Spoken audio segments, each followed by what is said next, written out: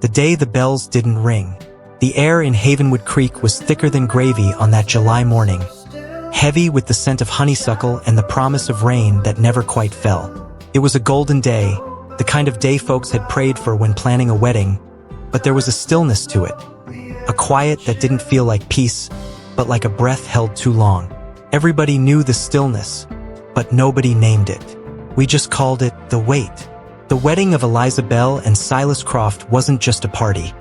It was the hinge upon which Havenwood Creek turned.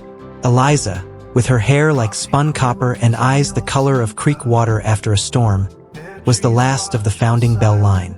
Silas, quiet and strong, owned the only sawmill worth a lick in 3 counties.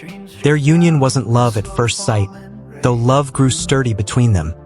It was the binding of the town's past to its future, sealing up all the old cracks and making the foundation new.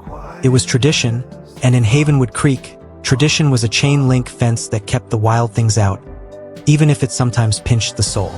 The town's centerpiece, the old stone First Church, stood proud on the highest hill, its spire reaching up to catch the sun, and its ancient bell tower, always referred to simply as the Chime, was waiting. That bell, forged in a furnace back when the town was just a handful of cabins, was only rung for 3 things: a birth, a death, and a marriage. Today, it was supposed to sing out the loudest wedding peal Havenwood had ever heard, a sound that would travel clear down to the riverbend and back, chasing away the silent waiting. Eliza, sitting in the dusty light of the church vestry, felt the weight of that expectation settling on her satin shoulders. She was surrounded by her mother, Ruth, a woman whose face held the roadmap of every worry she'd ever carried, and her maid of honor, Cora.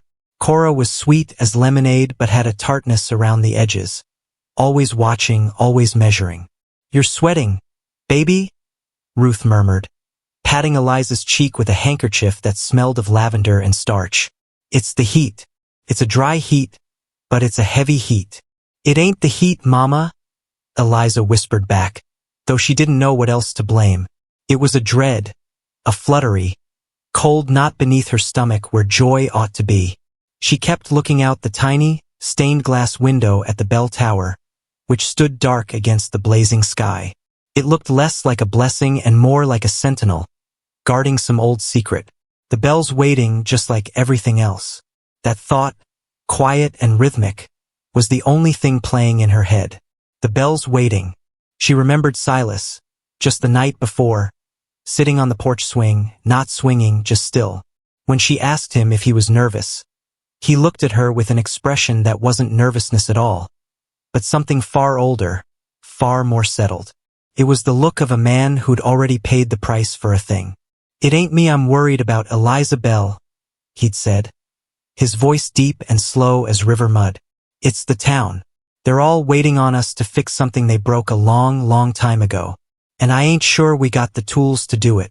She'd laughed it off then, calling him a fanciful fool, but the words settled now, right next to that cold knot. The folks of Havenwood Creek didn't just attend weddings. They demanded them. They needed this marriage to wash away some unspoken stain, to prove that the cycle of their small, isolated world was still turning, healthy and blessed. Cora leaned in, her voice low, a soft hiss of silk and suspicion. "You know, the stone tellers were all out this morning, looking up at the tower. Old Man Ben said the foundation stones are weeping salt water." The stone tellers were the oldest generation, the ones who kept the stories of the original settlement, the ones who saw signs in moss growth and the direction of the wind. To hear them talk about weeping stones was bad luck, the kind you couldn't scrub off with lye soap. "They weep every time the humidity gets this high, Cora. Don't start with that old fear today," Eliza said, but her hand was trembling as she adjusted the lace collar. The truth was, the story of the Chime had a dark twist. Legend said the bell wouldn't ring true if the purpose of the marriage was tainted by a lie, or if one of the partners carried a secret that threatened the whole community. If a lie was present, the bell would remain silent at noon, the sacred hour, and that silence wouldn't just be quiet. It would be a condemnation. The clock in the hall struck 11:30. 30 minutes. The bell's waiting. Up in the main hall, the air was suffocating.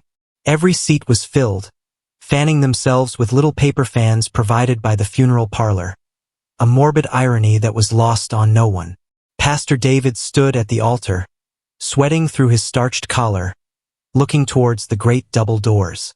The atmosphere was a single, immense body of expectation. When the organ music started, a slow, heavy hymn that seemed to drag its feet across the floorboards, the collective tension of the town tightened like a piano wire. This wasn't just a walk. It was the final, inevitable march toward destiny. Eliza took a deep breath, clutching the arm of her father, old John. His hand, gnarled from years of farming the unforgiving river soil, felt solid. "You all right, Daddy? Never better, doll," he rasped. But his eyes were fixed on the distance, not on her. Even John's watching the tower, she thought, not his own daughter. And then the massive doors opened. The light was blinding. It hit Eliza full force, making her train look like a cascade of diamonds, illuminating the dust motes dancing in the heavy air. She took her first step, and the town collectively inhaled. Silas was waiting at the end of the aisle. He was dressed in black broadcloth, his usually easy face set like concrete. He didn't smile. He didn't even blink. His eyes, dark and deep, were locked on hers, but they held no love, no future. Only a recognition, like two prisoners finally meeting after a long sentence. She walked. The path was impossibly long, the silent staring of the assembled townspeople stretching every second into an hour. She passed the stone tellers in the front pew, their faces like carved wood, their gazes unsettling. She passed Cora, who gave a brittle, perfect smile, and Ruth, whose eyes were squeezed shut in silent, desperate prayer. The clock is winding down. The bell's waiting. When she finally reached the altar, the silence was total. The organist had finished. Pastor David was clearing his throat, ready to begin the ritual. Eliza let go of her father and stood opposite Silas. She could see the fine sheen of sweat on his forehead. He leaned in, his voice a low, gravelly sound that only she could hear over the town's communal breathing. "It's too late, Eliza Belle. The lie's been found out." She barely had time to register the chill that ran down her spine, the sudden, sharp scent of ozone, before the bell tower clock began its whirring mechanism. It was exactly 12 noon, the time for the bell to announce their new beginning. Pastor David opened his mouth to pronounce the first words. The clock struck 12. The mechanism inside the tower whirred, and stopped. There was no chime, no peal, no great, echoing sound to seal the fate of Havenwood Creek. Just the sound of that mechanical click, a dry, dead sound, and then a crushing, absolute silence that seemed to absorb all other noise. Silas's eyes, still locked on hers, didn't waver. He didn't cry out. He didn't even fall gracefully. He simply went slack, like a puppet whose strings were cut, and dropped to the hardwood floor, landing with a sickening thud that the silence amplified 100 times over. The wedding was a funeral, and the town, already holding its breath, simply froze. The hour that lasted forever. The air, which had been heavy, now became something brittle and cold, like thin ice stretched over a deep well. Silas lay on the floor in front of the altar, his broadcloth suit a dark stain against the cream marble. And around him, the life of Havenwood Creek ceased to flow. It wasn't that people fainted. It was worse. Old John, Eliza's father, stood with his mouth slightly ajar, his hand still extended where he'd let go of her arm. A single tear, just halfway down Ruth's cheek, was glistening, perfectly immobile. Pastor David's tongue was caught between his lips in the middle of a syllable. Even the dust motes, those tiny golden dancers, were arrested mid-pirouette, hanging motionless in the shafts of noon sun. The town had not stopped breathing, but it had stopped moving. Eliza saw it first, not as a vision, but as a horrifying clarity, like a single perfect photograph of total despair. Her mind, however, was running at a frantic, terrifying speed, a hummingbird heart beating against the silent granite of the world. She dropped to her knees beside Silas, her silk dress pooling around her, and touched his hand. It was already cold, colder than the marble floor beneath. "Silas?"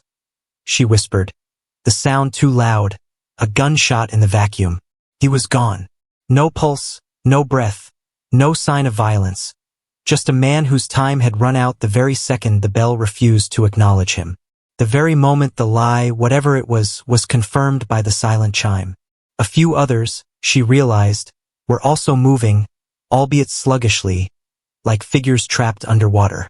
Ruth, her mother, was moving, but her movements were jerky, agonizingly slow.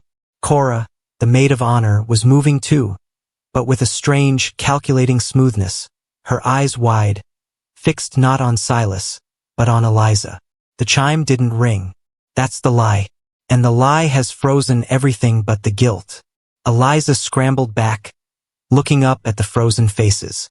The fear was terrible, but the stillness was worse. She stood up, her wedding gown suddenly a shroud, and walked down the aisle. "Wake up!" she cried, grabbing the arm of a frozen man, Mr. Henderson, whose hand was still holding a fan aloft.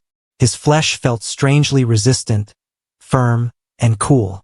She shook him. Nothing. No reaction. Only the perfect, agonizing tableau of shock. Cora was suddenly beside her, her voice husky and low, a dark melody in the church's stillness. "They can't, Eliza. Don't you see? It's noon and time stopped for them. For most of us."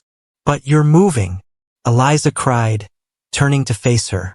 Cora offered a thin, unsettling smile.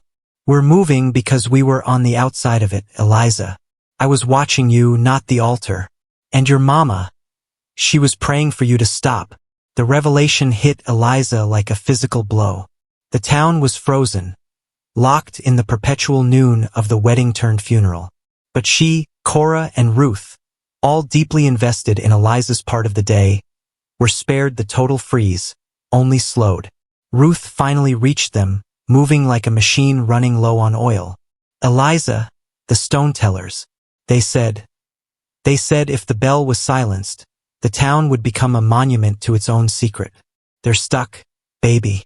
They're stuck in the moment of judgment." "But why Silas?" Eliza wailed, the grief finally breaking through, raw and sharp. "He was good. He was the honest one. Why did the lie claim him?" Cora moved to the altar, examining Silas's body with a chilling detachment. "The lie didn't claim him, Eliza. The truth claimed him. Whatever terrible secret was waiting to be undone, Silas carried the last piece of it. When the bell didn't ring, that was the confirmation of the secret. The life left him because his usefulness to the lie was over. He was a sacrifice." She looked back at Eliza, her expression accusing. "And you, Eliza Belle, are the prize left standing, the final keeper of the silence." This was the core conflict, the agonizing point upon which the next hours, the agonizing hours of the great silence, would turn. The wedding day wasn't just ruined. It had become an eternal stage. The town was the cast, frozen mid-performance, and Eliza was the only one left to close the curtain. She had to find the lie, the secret, the original sin of Havenwood Creek, that was strong enough to silence the bell and freeze time itself. She had to find it and speak it, or she and the few others who could move would be trapped too, growing old in the shadow of the great, silent, frozen lie of the town. The investigation had to start with the stone tellers, the ones who had warned of the stones weeping salt water. They were frozen in the front pew, but perhaps their knowledge was not entirely locked away. Eliza looked at Cora, standing over Silas's body, already casting judgment. She looked at Ruth, whose slow, panicked motions spoke only of fear and denial. And she looked out at the town, her people, frozen in an endless, hot, silent noon. She had to move, she had to act, before the silence became her own. She lifted the heavy skirt of her wedding dress and ran out of the church, past the frozen driver of the carriage, past the eternally still birds in the sky, and into the sun-scorched, silent streets of Havenwood Creek. The clock's hands are frozen, but the guilt still ticks. The bell is silent, but the truth is screaming. The stone tellers and the weeping foundation.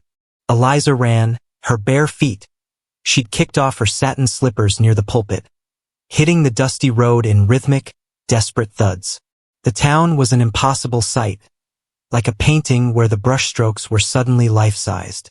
A boy was mid-toss with a baseball. A dog was suspended, tail halfway through a wag. The steam from a pot on a kitchen stove was a pillar of white, rock-solid fog. Everything was a perfect, silent monument to the moment of its own expectation. She reached the home of Old Man Ben, the most respected of the stone-tellers. He was a man who lived on the memory of the town's original covenant, and his house was right next to the church grounds. He was, naturally, outside, frozen halfway through adjusting his spectacles, looking up at the silent bell tower. Eliza grabbed his frail arm. His skin was cold and unnaturally firm, like old leather left in the sun. "Ben, Old Man Ben, tell me, what did the weeping stones mean?" she pleaded, shaking him, but only his clothing shifted. The man himself was utterly immutable. It was useless. The freeze held him tight. She sank to the porch steps, tears finally streaming, wetting the dust on her dress. The grief for Silas, the terror of the town, and the crushing weight of the unknown lie were too much. But just as despair threatened to swallow her whole, her eyes caught something on the wooden railing of the porch. Ben was a meticulous man, and he often carved small, cryptic symbols into the wood while he sat and contemplated.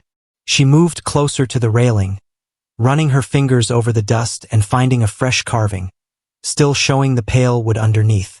It wasn't a symbol. It was a crude, hastily carved map. It was the outline of the church, but two things were highlighted: a small X at the very base of the bell tower, and a series of arrows pointing not to the main door, but to the deep, overgrown crypt at the back of the church where the town's founders lay buried. The realization was a cold jolt of adrenaline. Old Man Ben had been expecting this. He hadn't just been looking at the tower. He had been preparing for its silence. He had moved to leave her a clue, and the freeze had caught him in the act. "The foundation," Eliza whispered, remembering Cora's words about the weeping salt water. "It's in the foundation. The lie is buried." She turned and ran back towards the church, the grand, imposing structure now seeming sinister, a massive, silent tomb. As she crossed the grounds, she saw another figure moving slowly, Ruth, her mother, still moving with that dreadful, heavy slowness, but heading not for the church, but for the carriage house. "Mama, where are you going?" Eliza cried, running to intercept her. Ruth's head turned with painful reluctance, and her voice, when it came, was a slow, dragging sound, each syllable stretched thin. "The register, the marriage register, it must be signed. The marriage has to be complete. Mama, Silas is dead. The bell didn't ring. The whole town is a statue. What good is a signature?" Ruth's eyes were wide with a terror that surpassed the current impossible reality. "They land. The bell land. It had to be sealed. If it's not sealed by the bell or the book, it goes back to the covenant." This was a new, frightening piece of the puzzle. The marriage wasn't just tradition. It was a desperate property transfer. The Bell land was the heart of Havenwood Creek, the richest soil, the source of its meager wealth. If the marriage wasn't binding, that land, according to the original ancient covenant of the founders, would revert to a state of communal, restricted ownership, a condition that would destroy the power of the current ruling families, including the Crofts and the Bells. Silas knew this. Eliza accused. "Is this the lie, Mama? Was this wedding just about the deed and not about us?" Ruth could only manage a slow, desperate shake of her head. "No, Eliza Belle. Silas. He carried a different thing, a secret, not ours, a secret that would have shattered the seal. Even if the bell rang, he protected you. The marriage would have protected you." Before Ruth could say more, the church doors creaked open and Cora appeared. She was moving easily now, having seemingly adapted to the strange, slow-motion physics of the Great Silence. She was carrying a leather-bound book, the ancient marriage register. "She's right, Eliza," Cora said, her voice smooth and chilling. "The book matters. But more importantly, the book holds the key. The first founder, Eliza Belle, didn't just write the deed in here. He wrote the curse, and it points to where the lie is buried. You see, the land was stolen, dear, and Silas knew who the thief was. Eliza felt the world spin. Stolen land, a family curse, a frozen town, and Silas, the honest man, dead, holding the final knowledge. She knew then that the only path forward was down. Down into the crypt, into the weeping foundations, to find the truth that had silenced the bell and murdered her future. The bell's waiting, the truth is screaming, and the marriage is a sacrifice.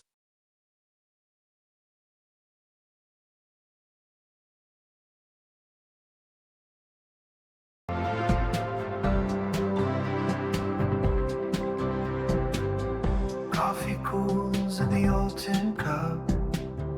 Bare trees watch, all silent, drawn up. Breath like ghost on the pale lit pane. Dreams drift out with the slow falling rain. Blue in the field, aching and drawn.